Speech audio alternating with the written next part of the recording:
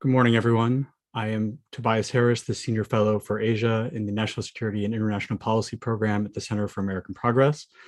It is truly my pleasure to be in a position to moderate this discussion today on the results of Japan's upper house election that was held this past Sunday on July 10th. And also, of course, as everyone is probably aware, also the impact of the assassination of former Prime Minister Shinzo Abe, which has reverberated around the world. Joining me in this discussion, it really is my pleasure to welcome back Sheila Smith, who is the John E. Merrow Senior Fellow for Asia Pacific Studies at the Council on Foreign Relations. And she is the author of Japan Rearmed, The Politics of Military Power and Intimate Rivals, Japanese Domestic Politics, and a Rising China. We have a lot to talk about today, but I just have a few housekeeping notes before we kick things off. If you have questions, I request that just use the Q&A function, and we will try to get to as many of those as we can. I should also note that there is live captioning of this event, and just use the closed captioning button on your screen. And finally, before we kick off, I want to thank Billy Flanagan and the events team here at CAP, my colleagues and friends on the National Security and National Policy team, and thanks, of course, to Sheila for joining us today. So with that, let's kick off. First, I think maybe just let's kick it off by just talking about what happened in the upper house election, of course. That's what I thought we were going to be spending the whole hour on. Clearly, our agenda has changed a little bit. But of course, Sheila, the reporting on the election was, this was a big victory for the LDP. Maybe talk a little bit about just how big a victory it was, how it compared to what we saw before Abe's assassination on Friday, what we should expect, how we should think about the results. Great. Well, Tobias, before we start, thank you for having me again. This is the second time we've done this post-election, and thank you also to the Center for American Progress for hosting this larger event. So the upper house election, I think, went pretty much as expected, despite the very unsettling events that preceded it. But let's focus it initially. The election, of course, was for half of the upper house seats, which were 248 seats, then 125 of those were up for grabs. Going into this, the polling that, for example, NHK did in the week or 10 days before the election seemed to be a general interest in the election. Upper house elections, as you all know, are not the most exciting. The lower house tends to generate more interest because of the potential change of government. But the upper house was important for Prime Minister Kishida. So there was a lot of focus on whether or not people would turn out, and if so, what they were interested in. And so that the NHK had a poll that said probably 54% of respondents were going to turn out, that they thought this election was important, that they were interested in the economy and security and defense issues. So it looked like this was going to be an election that people cared about. In the end, the LDP picked up 63 seats. They had 55 going in, so that was a good outcome for the LDP.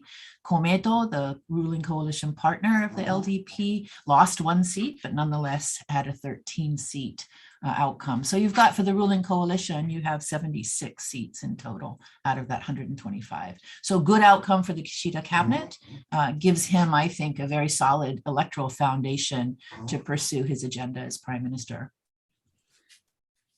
Yeah, I mean, and I just want to maybe pick up a couple of those points from that, because I think, well, one, I mean, I think Komeito losing 1 seat is not necessarily a small thing. I mean, it looks like a small thing, but of course, given the reliability of their electoral machine, I mean, I think there was some actually disappointment. I mean, I saw something from party leader Yamaguchi saying, almost apologizing that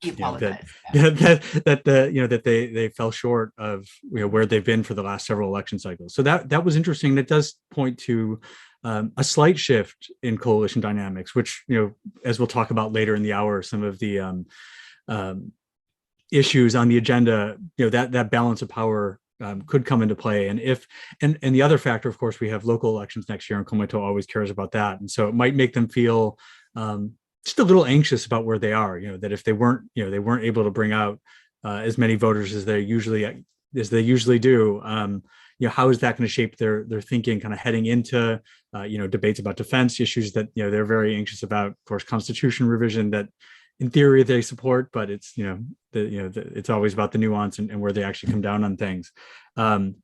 so that is certainly something to watch. I think that was a somewhat surprising outcome. How much do you think? So we saw, last time around in 2019, turnout actually fell below 50% for the first time Right. Since 1995. Now slightly over 50%. Do you think that? I mean, was that bump? Do you think that had something to do with the sympathy vote? Do you think it was just like there was just a little more interest this time around, but Right. just sort of, a couple points above 50%, a couple points below 50% doesn't really, can Right. we take much from that? Well, I think again, Tobias, if we had not had the assassination, I would have expected a little bit more interest than last time. Last time, of course, was a pretty dismal voter turnout, and people were bemoaning the fact that people hadn't turned out in 2019. But I think it's hard to read a 3% difference in turnout as a huge sympathy vote.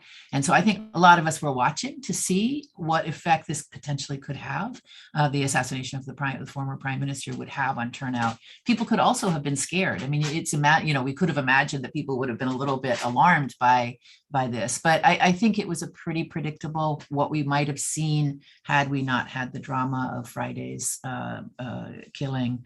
But I do think, though, that there is the public opinion polling in Japan of late, as you know, has had a pretty strong indication that Japanese voters, Japanese citizens, are very interested in I know we're going to get to this later in the segment, so I don't want to jump the gun here, but that they are actually quite interested in some of the policies that are coming down the pike for the prime minister and his cabinet. So whether it's the economy, whether it's worry about inflation, and, again, for Americans, the Japanese sort of slight 2+% inflation seems quite nice at the moment, but Japanese voters going into this election made it very clear that they were worried about potential volatility of the market and rising prices and things like that. So I do think you've got an electorate that is concerned about their future, and I think an upper house election is not necessarily where you're going to see a lot of direct connection to policy choice, but I do think it's an electorate. I think what we're seeing is the Japanese kind of concerned about what's ahead. Well, so I think there's an interesting point from that. When I was looking at the exit polls, this kind of struck me that when you looked at, at former Prime Minister Abe's tenure, and part of the reason why I think he was able to last as long as he was there was a certain amount of disconnect between the public's attitudes towards his policies and their approval or disapproval of his government. And certainly as time went on, where it was, I think, increasingly the public appreciated stability, and that was sort of this virtuous cycle where if you're stable, you get higher support, and higher support allows you to be stable and survive. But of course, in a number of policy issues, the public, oftentimes Abe's policies were underwater. I mean, the public was not, I think, grew disenchanted with Abenomics over time. Of course, his defense policies always controversial. Public was not supporting nuclear restarts really at any point during his tenure. And I wonder if we're seeing the same thing now with the Kishida government. That again, there's sort of a flight to safety with the LDP. That the world is a little uncertain. The world economy is uncertain. There's risks abroad, and there doesn't seem to be an appetite for trying something new. It's very much, we're going to go to, the LDP's the natural party of government. We're going to keep going back to them. And so even though I think there was a lot of polling showing that there's not a lot of happiness with how the Kishida government's been handling the inflation question, I don't think that didn't seem to have any bearing on the outcome whatsoever. And the opposition, every opposition party tried throughout the campaign, this was the issue that they were, the CDP talking about this as Kishida inflation, and none of that seemed to matter at all. And in fact, we can maybe now talk a little bit about the opposition. Of course, the Constitutional Democrats, the leading center-left party, lost 6 seats. This is the second straight election now where they've come out with fewer seats than they went in, after last fall. Of course, corresponding to that, you saw a 6-seat increase for Nippon Ishin no Kai, the I guess resurgent right populist party. We can use lots of different words to describe it, based primarily in Osaka, which that was largely, both of those results were largely expected. What was surprising, and we can talk about a little bit about this, but I think there were expectations that Nippon Ishin was now going to really break out, was going to become more of a national party, was going to break out of its sort of Kansai, Western Japan base. And for the most part, we did not see that. I mean, of course, they surpassed the CDP in the 50-seat proportional representation side of things, but it's still, when you look at where its representatives are, it's still a Kansai party. So I think the opposition side is also an important piece of what we should focus on for a couple minutes. And you've hit a couple of points, Tobias, that I think are important. You know, there's such a structural advantage to the LDP in Japanese elections. And I think we could see it in this election in particular, because unlike the last lower house election, you didn't see the opposition parties form a unified front. There was no electoral strategy of cooperation among the opposition parties. So they had similar positions, as you pointed out, on the economy. All of them wanted to get rid of or reduce the consumption tax, for example, as a way of mitigating the stress on households. All of them emphasized in the debate that was the previous week on NHK, all of them emphasized the kaksa, or the gap between in income that's affecting Japanese society. So all of them sort of really kind of hit the Kishida cabinet on the economic issues, but none of them could really come together to sort of say, as a government, this is what we would do. So they were all kind of separate in their own little niche sort of constituencies. And as you point out, the Constitutional Democratic Party of Japan lost in urban areas where it should be strong, right? Where it should really, that's its strong suit. And it really didn't do as well as many people thought it would. The Ishin no Kai, as you pointed out, also seemed to not have a resurgence, but it had more seats, but it was very restricted to the Kansai area. So it's still seen as a fairly regionally specific party. But I think the big piece here is going forward. And again, this is an upper house election, so it's different in terms of how parties strategize than for the lower house, because you don't really, there was no threat in this election of taking the government back or something, or changing the government. But I think it really reinforced what you pointed out, which is the Japanese voter has nowhere to go. It has nowhere to go on a national scale other than to go to the LDP. And I think until or unless we find an opposition effort in Japan that attempts to bridge these regional or urban constituencies, you're not going to see a real contender for the LDP, not for power, and certainly not for policy influence. But there are some interesting possibilities for policy coalitions now that this election is behind us. So maybe we can talk about that when we talk about the future of the Kishida cabinet. But again, I think this is a real moment of reckoning, especially for the Constitutional Democratic Party, because they have to sit back and think hard, I think, about what their strategy is going to be going forward. Yeah, I think just a final point to that. I mean, I think, you look and so the general election last year, they decided they were going to work more closely with the Communist Party than ever before. The communists dropped candidates across the country and didn't work out. They changed leaders, they changed strategies. So this time it was going to be a much more arm's length relationship with the communists. They weren't going to coordinate really on candidates, and the outcome is the same. And particularly in the single member constituencies where prefectures or multiple prefectures that were choosing one representative, I mean, the LDP won 28 of the 32. I mean, that is that is a sign, especially of a divided opposition that really is not able to pull together and unite a non-LDP vote, and also get people to turn out. I mean, ultimately, the only way an opposition is ever going to make gains is if it's able to get people excited, get those independents excited. It's not happening. It hasn't happened for several elections now, and it doesn't seem like there's an easy answer to it. And that seems like, so this is going to continue to be a factor going forward. It's certainly, as we look to our next discussion about the policy environment, I mean, it's certainly an enabling factor for Kishida. I mean, he does not have to worry so much about an opposition that has kind of figured things out and figured out how to really connect with the public. I just wanted to one more note on the election, just because I think, talking, to an American audience, and it's worth noting, but also just how smoothly, yet another Japanese election went, and you saw, I think of note this time was you saw a record number of people voting early. Early balloting is now, I think, deeply ingrained in the Japanese election process. No problems with the counting. The polls were spot on, no questions about, like, how did we have these huge polling misses? I mean, every pollster, regardless of their, ideological leaning, was sort of pointing in the same direction. Japanese democracy is not perfect. Clearly, we've pointed out to a number of issues, but in terms of just giving every voter who wants to an opportunity to have their vote cast and have it counted in an efficient manner, Japanese democracy is getting something right, and I think that's worth noting. I don't know if you have anything to add on that before. No, we move on to I think it's a great point to make, because it shows you that people expect their system to work. They expect their vote to count, and you can handwrite your vote and the vote tally will still be on time at the end. I mean, there's just an efficiency and an accountability that people trust in the Japanese electoral system, and I think that's something that we ought to see for what it is, which is, as you pointed out, a pretty strong indication of the stability and the predictability of Japanese democratic process.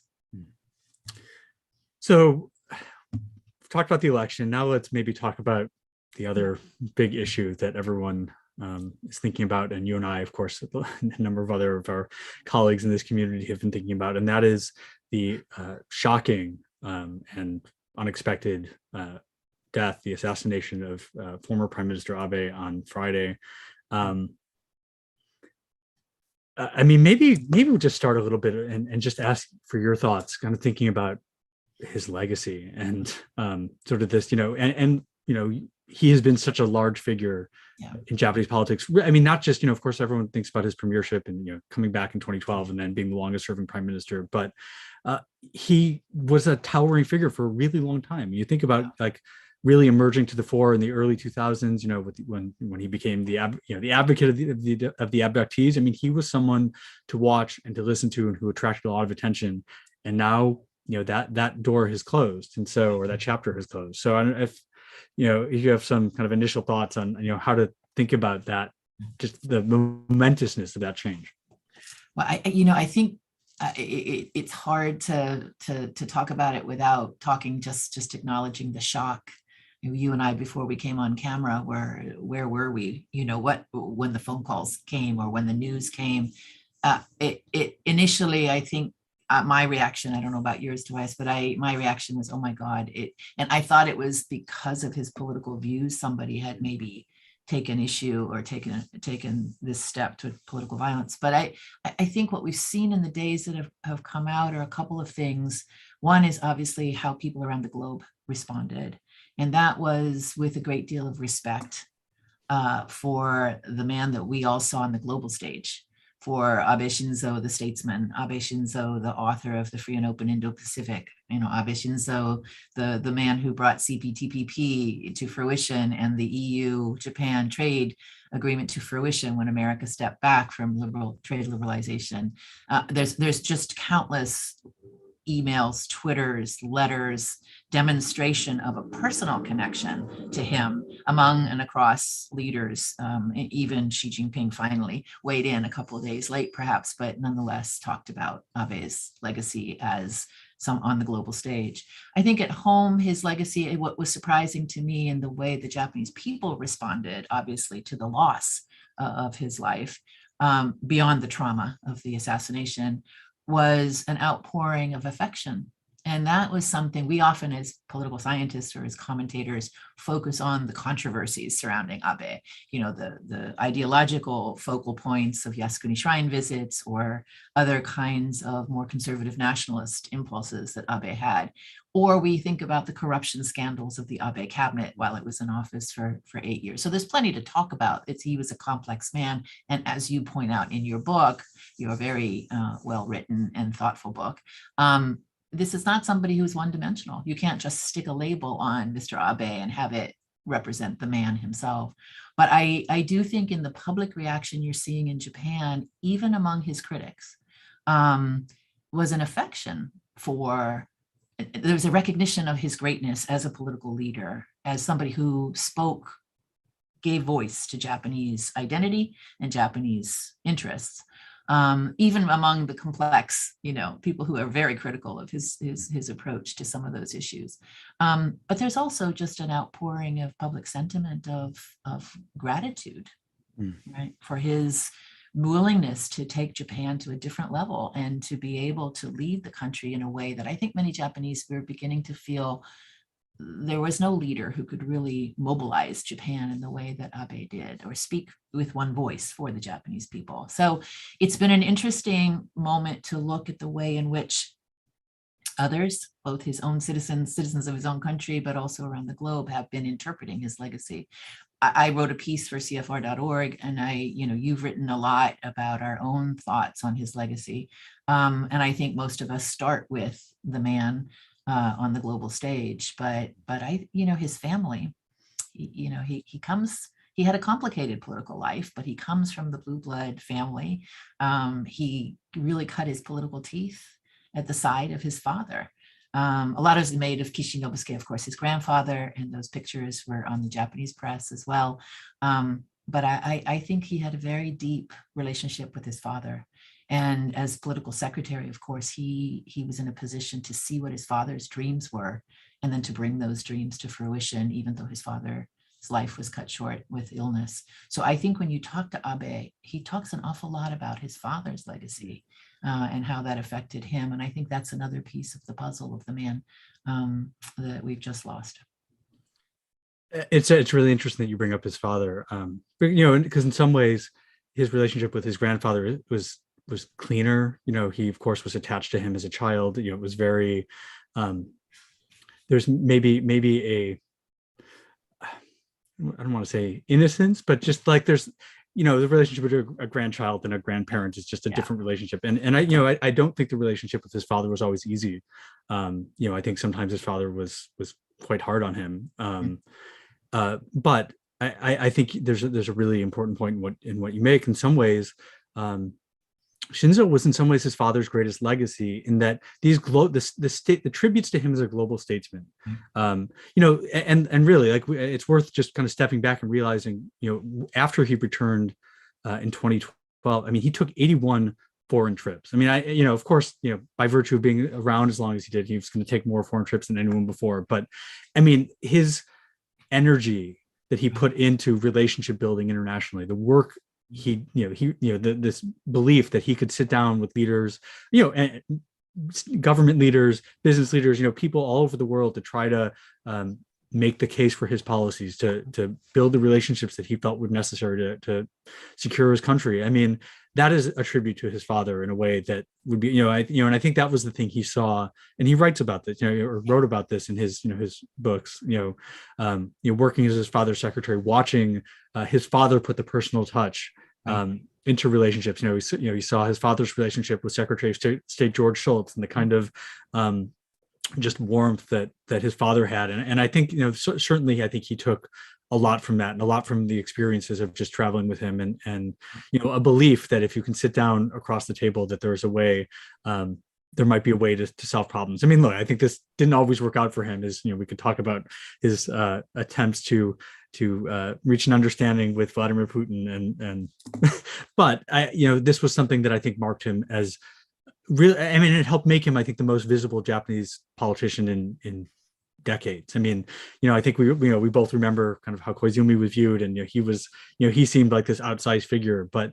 in a sneaky way, in a quiet way, in a way that I don't think we all quite appreciated at the time, Abe became something so almost beyond another level. That he made himself into this figure, this face of Japan, in a way that really proved quite enduring, and all over the world, and the tributes really speak to that. So yes, the controversies surrounding him, domestically, that's one thing, but clearly he was a figure who became almost larger than life, I think, in Japanese politics, and that's why I think a lot of the response is just wrapping our heads around the fact that this figure really is not going to be there anymore.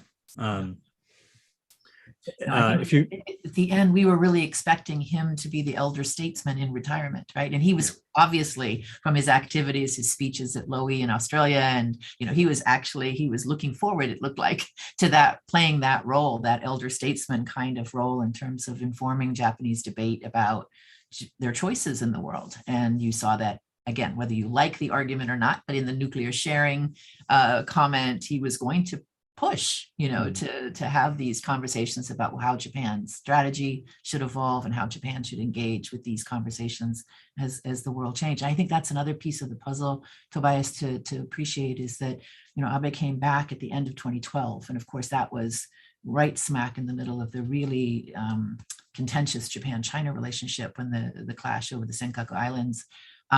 China had just flown a little plane over the Senkakus for the first time, just days prior to the LDP presidential election that brought Abe ultimately into office. But he came on board at a time when the world was starting to change for Japan in ways that were really looking quite uncertain. And he gets a lot of criticism for his diplomacy with South Korea and China, but I think that's kind of an ill-informed point of view. He had positions that maybe were not easy for those two pieces of diplomacy, Japan's diplomacy, but he worked hard at reopening the dialogue with Xi Jinping. He worked hard at trying to conclude with President Park Geun-hye of South Korea the Comfort Women Agreement at the end of 2015. So you have to give him credit where credit is due, even on issues where he had strong personal convictions. He managed to rise above that to be what he thought was, to do what he thought was best for Japan. Now, the man is not without flaws and not without mistakes. So I think it's important that we, as we think about his legacy, that we remember that. But I think we underestimate how much and how expansively he addressed Japanese interests around the globe at a time when world politics was changing very, very fast, and not necessarily in a direction that was positive for Japan. So it's a loss in lots of ways of a very activist political leader who had the global influence that I think it's not that no Japanese leader can come to the fore and follow his footsteps, but he kind of set the tone for what future leadership has to look like, I think, for Japan. Yeah, I think he set a very high bar. So maybe we should move to that. And so let's talk about where Mr. Kishida, Prime Minister Kishida, who had been foreign minister under Abe and now 9 months into his term now has gotten over the hurdle of the upper house elections, has control of both houses, stable control. He now has what they're called the 3 golden years, right? He has up to 3 years before he has to call an election. He's got, I think, quite a lot on his plate. We've got, I'll just give a brief rundown of the issues and we can kind of pick through them, but he has a lot to do. And so between now and the end of the year, we have his government preparing to update the core national security documents. We're going to get an updated national security strategy for the first time since 2013, a new national defense program guideline, new midterm defense spending plan. Of course, connected to that is the fiscal 23 budget, which is going to have a lot of attention paid to what the defense ministry's budget ends up looking like in that. We have this question of energy and nuclear restarts. Of course, Tokyo having some heat advisories that are really straining the electricity grid. Kishida, before the campaign, during the campaign, talked about restarting nuclear reactors. It looks like polling is changing on that, so maybe we can talk about that a little bit. There's this inflation question, and is there a way out of this, or is this just something that he's kind of going to have to manage and kind of hope that it eventually passes? He's got his new capitalism initiative. This was his, going to be his Abenomics. And so far, generally people have said, yeah, it is Abenomics, under a new title. I mean, so what is he going to do to define that?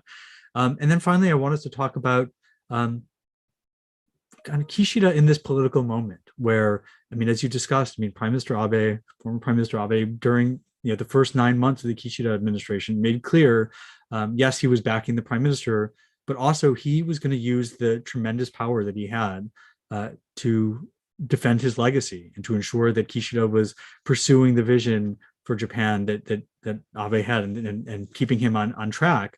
That obviously is not going to be the case now. I mean, of course, Abe's lieutenants, I think, will try to fill that role, but none is quite at Abe's stature. And so the question is, how does Kishida cement control of the party? How does the party, what do party dynamics look like as the factional landscape changes without Abe as the head of the party's largest faction? So why don't maybe we'll talk about some of the policy questions first. And also I should add constitution revision also floating around in the background there as well. So why don't we talk about that defense debate? I mean, of course, you've wrote a phenomenal book on the process of Japan's rearmament, gradual strengthening of its self-defense forces. Maybe talk about what you expected sort of before Abe's passing, and then how this might change what's going to come out of that process. So on the defense side, Tobias, I don't see that Abe's passing. I think. Well, let me step back. I think a lot of people may invoke Abe's name and Abe's legacy as we look at some of these issues going forward, whether on the policy side or the internal politics of the LDP. And I think there will be many people will invoke the legacy of Shinzo Abe, but they may have slightly different things in mind. So I think we should keep an eye on that. But on the policy side, on the security side, you ran through the big ticket items very quickly. So national security strategy. This is the second time that Japan will issue a national security strategy. And the first one was done under Prime Minister Abe. So that was issued in 2013. If you go back and read the 2013 and a national security strategy, it's quite not benign, but it's quite gentle in its language about China. I expect this next one will not be, and especially about the cross-straits piece. But I also expect that there will be a much, much bigger role here for Russia on Russia. And in terms of not only the post-war international order and Russia's aggression against Ukraine, but also Japan's north, right, is now increasingly populated by Russian military aircraft. And so you're going to see, I think, China, Russia, and the potential of that partnership between China and Russia, I think, loom a little bit large in this national security strategy. But that beyond the specifics of what's about to come, this is a much, much more troubled moment, I think, for Japan, more than even 2013. And the national security strategy will attempt to knit that together. How has the world changed? What is Japan facing? Where does it need to invest? And I think it's going to be obviously not just in the military hardware, but also in the economic vitality of Japan and other areas as well, but including climate change. I expect there'll be a little bit of a nod to the environmental impacts that Japan has to confront. But beyond that, the 10-year defense plan and the 5-year procurement plan that will accompany it, that's where you're going to see what Kishida has already put on the table, which is, the LDP has put it forward, but Kishida has also said it when President Biden went to visit in the presser afterwards. The media was all focused on Biden's yes answer to the Taiwan question. But Prime Minister Kishida openly stated that Japan was aspiring to move its defense spending to 2% of GDP. And so it's beginning to get the kind of aura of that aspiration, is getting the aura of a national policy as opposed to a party policy. And I expect to see some nod in the direction to that goal in national policy, those national policy documents. The bigger question, and this is one that gets a little bit into the weeds, so I'll just mention it. We don't have to sit with it for too long, but that is what kind of capabilities Japan will invest in. And as you know, and I wrote about it in the book, and we've been talking about it for some time, but Japan is considering investing in what they call counter-strike capability, which would be a long-range offensive capability that would allow it to reach out and touch North Korea or reach out and touch China. But it's really seen and rationalized by defense thinkers in Tokyo as a way of enhancing deterrence, to not having people second guess that Japan will not respond should it be attacked. And so more teeth, if you will, for the self-defense forces and in Japan's contribution to the US-Japan deterrent. So these are big ticket items. These are not just the budget piece, but also the capabilities piece. These are big. And this all has to be wrapped up by December this year by the Kishida cabinet. So this will come pretty quickly for the Prime Minister. I'm going to ask you to take the new model of Japanese capitalism question, so you can tell me what you think that means. But yeah, I just want a couple wrinkles to some of the defense debate, because just in terms of the players and how it's how it could play out, because underlying all of that is there was a very active debate in the leading up to the upper house election, and I think it'll only grow, and that is how to pay for it. That if Japan, in theory, in theory, there's a consensus. I mean, I think polls have shown there's a pretty strong consensus in favor of raising defense spending by some amount, that it's necessary. There does seem to be some differences of opinion on how to pay for it. Abe was very vocal that Japan, despite, having a large gross national debt, could pay for it with deficits, that, the Bank of Japan is buying debt, so therefore Japan has plenty of room to do it through deficits. This has generally been the position we've seen on the right of the LDP. The finance ministry has different opinions. And of course, they're not supreme necessarily, but they're, budgets do have to go through the finance ministry, and there's going to be some issues to hash out on that. And also, of course, Komeito has also said that it doesn't think it should be paid for by deficits. And so there's clearly going to be some issues to sort out. And that's one area maybe where Abe's loss might be noticed, where he was so vocal on this issue and had really was taking out such a strong position.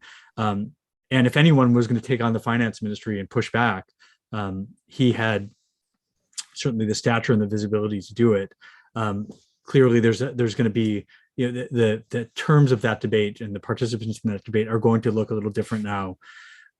Another thing, just talking about Komeito, and of course, we noted earlier that their weight in the coalition now is marginally smaller, but the LDP still needs them in lower house elections. I mean, they're not rushing to break that.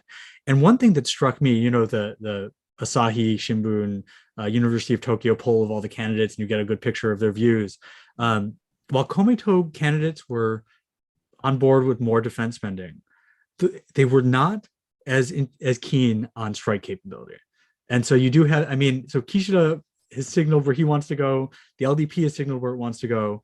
And Komeito candidates were less enthused about that. So, of course, this doesn't mean it's not going to happen. It doesn't mean that, that the coalition is going to break over this. But clearly, there's some things that the two parties are probably going to have to hash out as they figure out these documents. I don't know if there's anything on that you want to add before we kind of switch to new capitalism. And you can have new capitalism. No, the only thing I'd say here, Tobias, is that budgetary debate is not it's not new. It's what the whole budget is actually going to confront, is this question of more deficit spending or cut back on fiscal outlays. I think what Abe did, and this again, it's a little bit in the weeds, but what Abe did for the last 5-term defense plan was that he set out annual increases in the defense budget, right? And then that got baked into the 5-year plan. And so the agreement of the Ministry of Finance was bought into the 5-year plan. Now that got derailed, of course, by the pandemic and the economic cutbacks. So, nothing is sacred here. Again, given the world that we're living in and the question about energy prices and food prices and the war in Ukraine, the global economy could dole out some cautionary pressures on the Japanese budget. But I do think where you have a broader consensus, Yamaguchi Natsuo of Komeito doesn't approve of the 2% of GDP ambition. He says, no, thank you. He'd said that on the campaign trail. He said it prior. So I think Komeito will always want to massage a little bit the ambitious goals of some in the LDP. I'm not sure that Abe's absence is going to detract, however, from the overall effort to increase defense spending. And I think the level remains to be seen. I don't think anybody thinks that 2% of GDP is going to be accomplished anytime soon. But I do think there will be an effort to demonstrate enhanced defense investment, and Japan needs it. So again, those dynamics are all part and parcel of the defense planning exercise. But I don't know that Abe's absence will force people to pull back on the goal of greater defense spending and investment. I also don't think counterstrike is a done deal yet. I think this may be a couple of years down the pike, but it'll be researched more specifically. What options, what platforms might be considered, and how much would those cost, and what impact would they have? But again, over to you on the new model of capitalism. Well, there's also a good transition from that, just talking about the deficit spending question. And when we think about Abe's legacy, I think maybe underappreciated is the extent to which, when Abe returned in 2012, the LDP was a party that was proud of getting a consumption tax hike deal, basically imposing one on the DPJ led government. Abe inherited a party that was very fiscally hawkish, that believed that basically the finance ministry view that Japan's deficits are a huge problem. We've got to consolidate. We can't just we can't just spend. And I think he changed the LDP. I mean, we'll really get a sense of it, how things kind of play out over the next, kind of few months or so. But I think the LDP is a party much more comfortable with deficit spending. And I think the pandemic helped us on that as well. You saw these massive, deficit financed stimulus packages, over whatever unease the finance ministry had. I don't think there was it carried any weight. And so in some ways they've done an experiment. They've said, look, we can have deficits. I mean, and the question then is, of course, a lot of that's been enabled by the Bank of Japan. The Bank of Japan is keeping interest rates low, is buying a lot of debt, and can they actually change that? I mean, and I think that this is actually, I mean, it's a hugely challenging question, and we're going to run the risk really of getting in the weeds here. But the fact is, the yen is the lowest level it's been in a long time. It's fueling the inflation that you're seeing. There's been pressure from all sides on the Bank of Japan to change course and to stop controlling interest rates and to stop its bond buying. And in the midst of all of this, the BOJ is going to get a new leader next year, and Kishida is going to have to make that decision. So you have, I mean, you do actually in the next kind of 6 to 12 months, a lot of questions that are going to be raised about Japanese macroeconomic policy that don't, there's no easy way out of this. If they have, Kishida's got lots of things he wants to spend money on. It's not just defense. There's tech R&D, climate related investments. I mean, all of things that are good and that the government should be doing. But there's going to be the questions about how to pay for it all, and whether this path is sustainable. Whether the Bank of Japan should just continue its course of action, buying up a lot of what the Japanese government is issuing. That's going to come under pressure as you go through this leadership change at the Bank of Japan, and as a sort of a debate about who that person should be. Right. No, I think the BOJ governor selection is really going to be critical. It'll be a litmus test, not only for Kishida, but for how this question of, fiscal stimulus, monetary easing, how this policy package that has really underwritten Abenomics all the way through, right? How this policy package is going to be managed going forward. And one political player that we haven't mentioned, but who will be critical, is Aso, right? So Aso, as Deputy Prime Minister and Finance Minister, was very instrumental in this throughout the Abe years. So again, I think inside the LDP, you are going to have a pretty heated debate, I think, about the instruments and the policy preferences that will be available to Kishida. And again, as you point out, the Kuroda's successor will be key here in terms of revealing how the party is deciding to move forward. And so, and related to that, so we got in June, basically, we saw, Kishida unveiled his new capitalism plan. And so this is, his attempt to come up with kind of a signature economic package. And, some, of course, this was the slogan he rolled out when he was running for the LDP's leadership and during the campaign last year, the general election campaign. And during the general election campaign, it seemed like he was referring more to, his new capitalism would be equity, redistribution, finding ways to maybe tax corporate profits, which have been at high levels for a long time during the Abe years. But we've seen him back away from that. And we've seen ultimately what looks like a package of policies that are the same as what Abe did. I mean, the focus on wage increases. I mean, Abe did that year after year, really trying to jawbone corporate Japan to raise wages. Talk about minimum wage hikes. That was something that Abe worked on, but maybe Kishida will go more than that.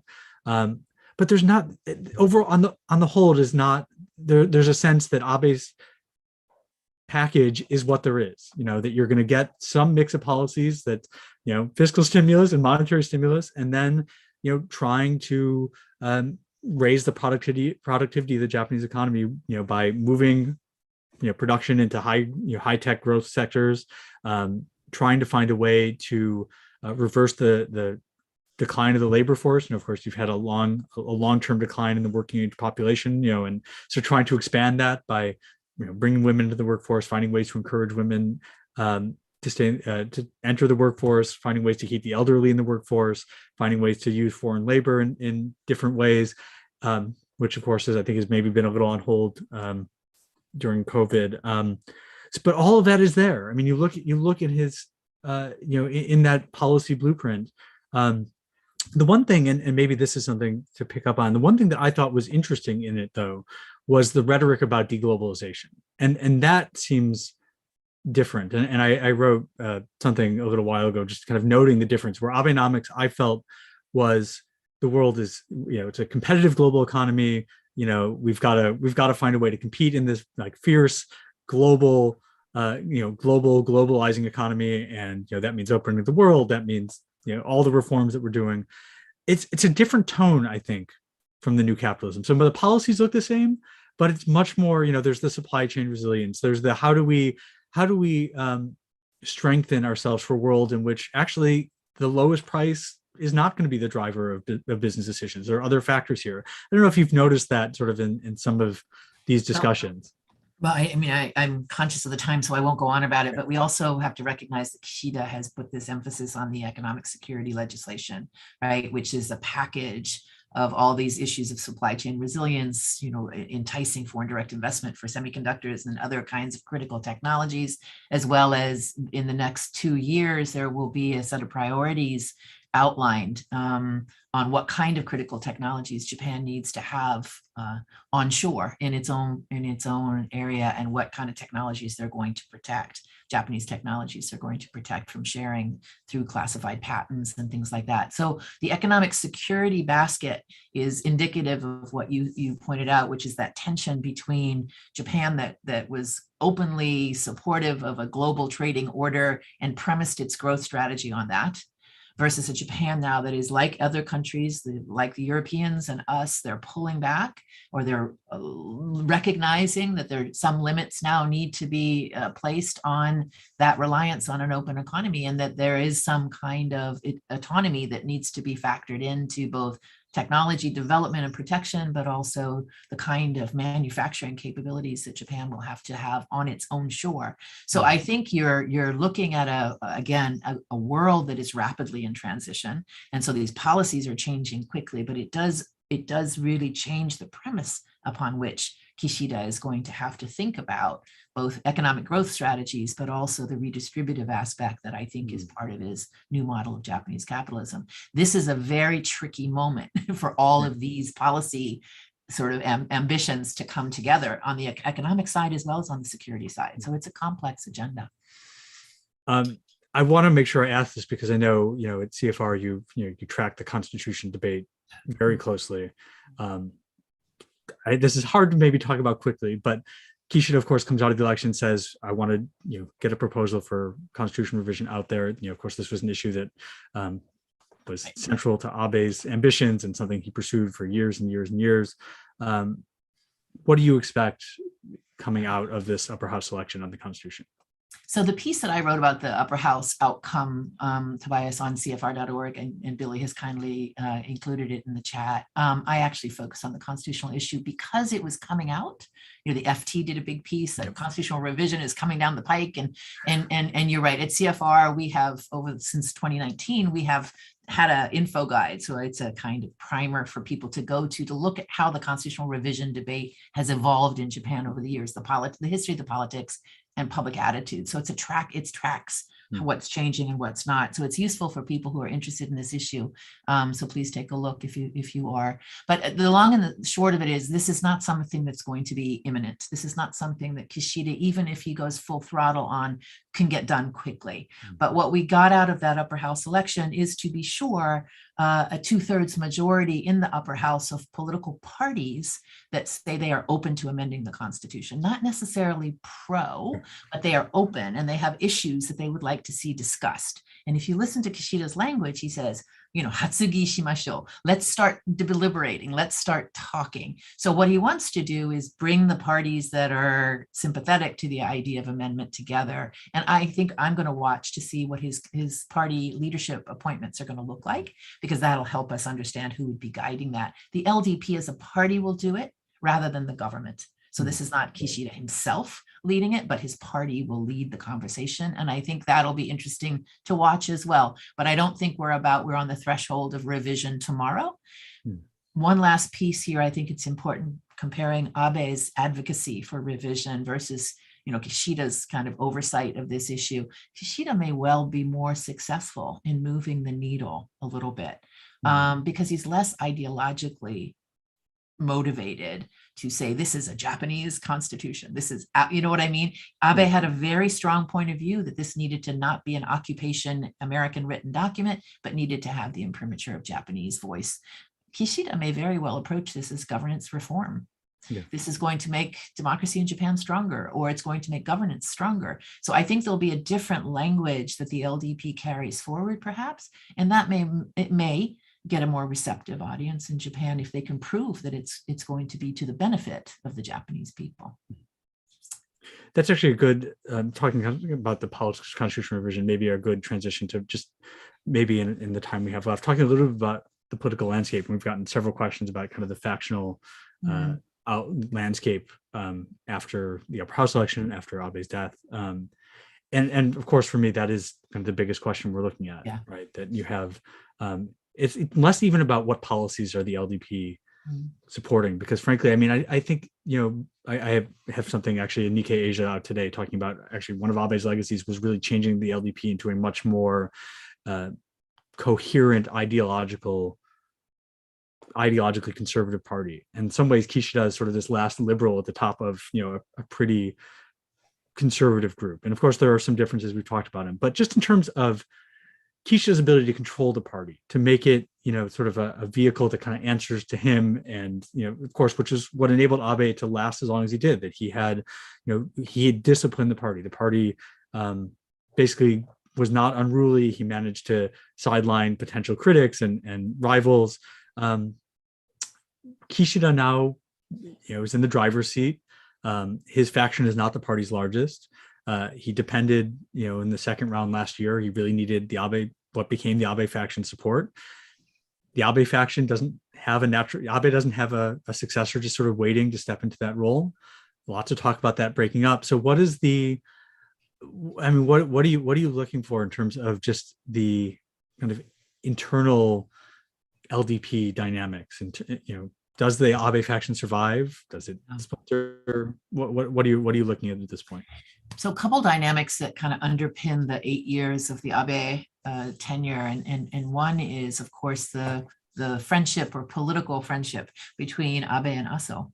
So those are two huge factions. Right now, Abe, of course, had taken over the Hosoda faction to make it his. But so you had there two of the largest factions in the party, largely in agreement or finding common ground within which to sustain the LDP's discipline. I'm not sure Abe did that all by himself. I think that was an internal factional decision that this would be the way they would go forward.